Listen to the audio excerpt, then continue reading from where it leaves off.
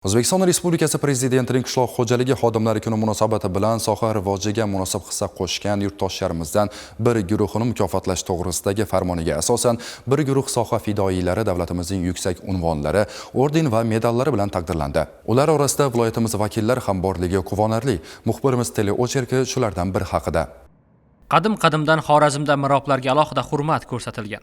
Halol va adolatli insongina bu lavozimga tayinlangan. Cheksiz qumliklar ichida yastanib yotgan bog'lardagi mevalar, zaminda yetishtiriluvchi barcha mahsulotlarning betakror ta'mi shu tuproqqa jon bag'ishlab turgan Amudaryo suvlari natijasidir. Shuning uchun ham yoshi ulug' otaxon va onaxonlarimiz har gal qo'llarni duoga ochganida eng avvalo daryomizga barokat bersin deya niyat bildirishadi.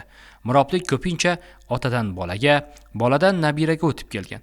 Ana shunday sulola vakillaridan biri Sultonboy Latipovdir. Uning bobolari ham, hatto momolari ham shu sohada faoliyat yuritgan. Yildan yilga sohaga kirib kelayotgan yangiliklar natijasida yetuk irrigatorlar shakllanib, zamonaviy suv inshootlari barpo etildi.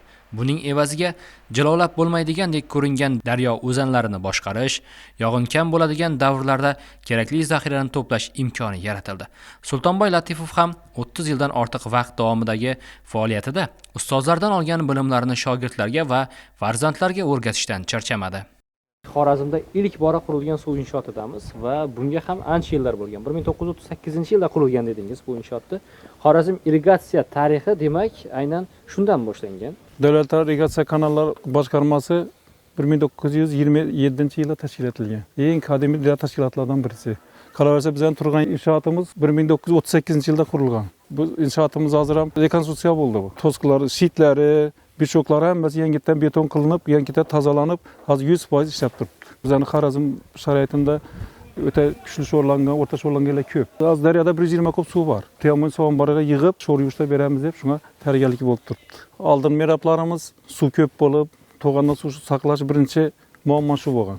Hozirgi bizning paytga kelib, yil-yildan tanqis bo'lib, hozir vaqtdan shularni inshootlarni yaxshi qarab, 1 litrdan hozir suvni hisob qiladigan payt keldi. 33 yil bo'ldi.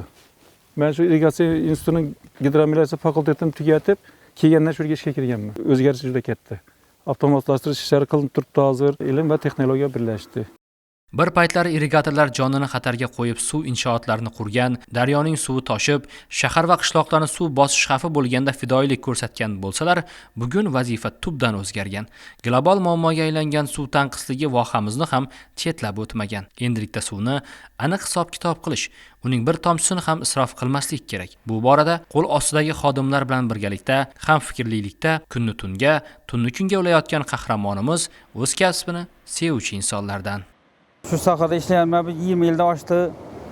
Qalasayib Sultonboyning qo'lida xodim bo'lib ishlashim bu 10 yildan oshib qoldi. Qattiq qo'l, tirishqoq, ishchan insondan bu. Ham ustamiz yo'llarni ko'rsatgan. Har bir xodim bilan alohida gaplashib, endi xonadonga borib, holni, ahvolini so'rab turadilar. Men o'zim ham shu miroblar, suvchilar avlodindanman.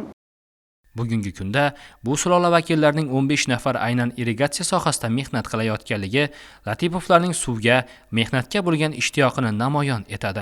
Avloddan avlodga o'tib kelayotgan kasbning mashaqqati, qadr-qimmatini bu oila vakillari yaxshi anglaydi. Sohaga qo'shgan hissasi, qilgan mehnatlari e'tirof etilib, Sultonboy Latipov davlatimiz rahbari farmoniga asosan mehnat shuhrati ordeni bilan mukofotlandi. Bu inshootimizni bizda turgan bir bo'lagi 1969-yilda qurilgan. Keyin shu vaqtda Turkmaniston Tashavvuz viloyati bizdan bu yerdan suvni olib turgan vaqtida suv vaqtida yetib bormaganligi sababli 83-yilda energiya bo'lagi qurilib ishga tushirilgan.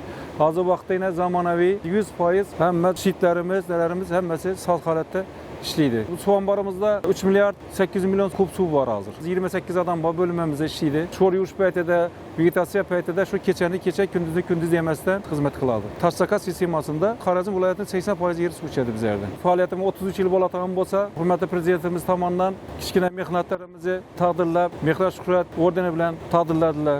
Xursandmiz. Bu mukofot jamoaniki, mukofotning mas'uliyati yana mas'uliyat yuklaydi. Shu shijoat bilan kecha kunduz xalq uchun, yurt uchun shu suvni o'z vaqtida olib borib berishga harakat qilib ishlaymiz.